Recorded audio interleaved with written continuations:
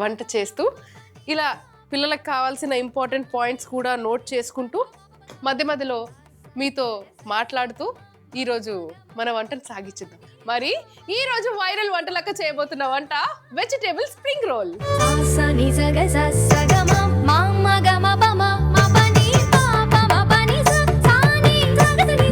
మరి viral Vantalakka next చేయబోతున్న వంట టొమాటో ఎగ్ డ్రాప్ సూప్.